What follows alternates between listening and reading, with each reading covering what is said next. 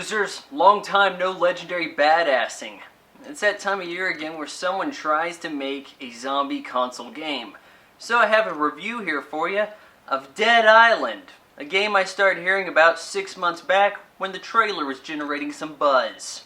This is the trailer that launched 1,000 idiotic tweets. While many clamored over the dramatics, here's what I noticed. First, this isn't the game engine, and here's what happens when you see a trailer not using the in-game graphics. Second, I highly doubt the game has a narrative played out in reverse or anything dealing with the altering of time. So how does the actual game stack up to the self-indulgent gameplay footage lacking trailer?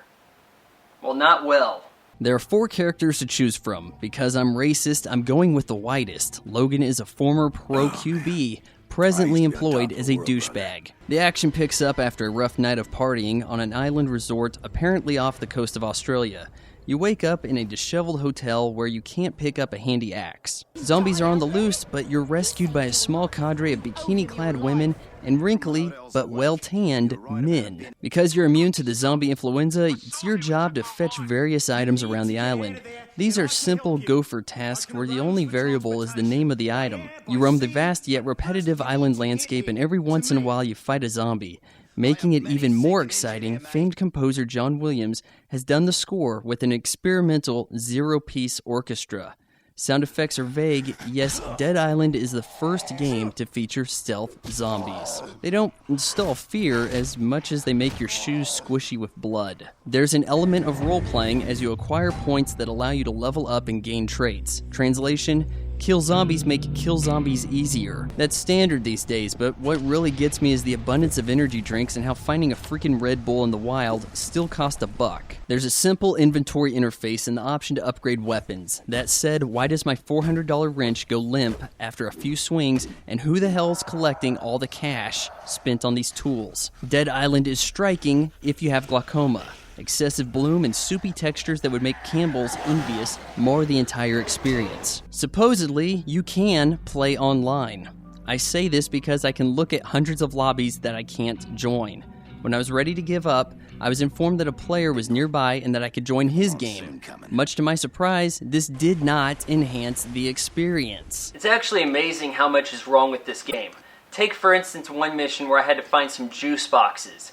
You have to check 2 gas stations. Now, one gas station only has 1 juice box, and I'm supposed to return 2. So I head to the second gas station. There's some kind of error preventing me from getting inside. There's an electrified surface outside. I hit all the power switches. It should be off, but it's not. So I run past that, somehow survive. I fetch 3 additional juice boxes, so now I'm up to 4. I return to the guy who started the quest, Did you check both gas and stations? he won't accept the juice boxes.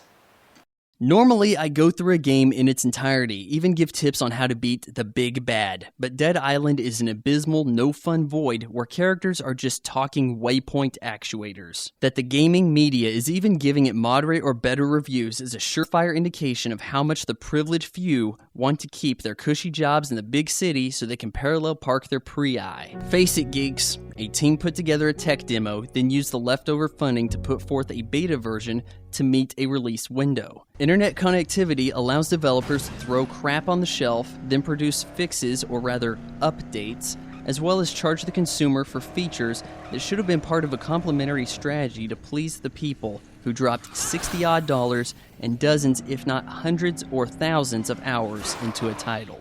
Oh, but don't take just my word for it. For a second opinion, let's turn to my little brother.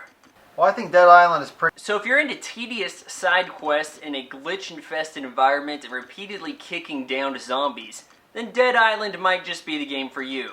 Here at Legendary Badass, we give it a 3 out of 10.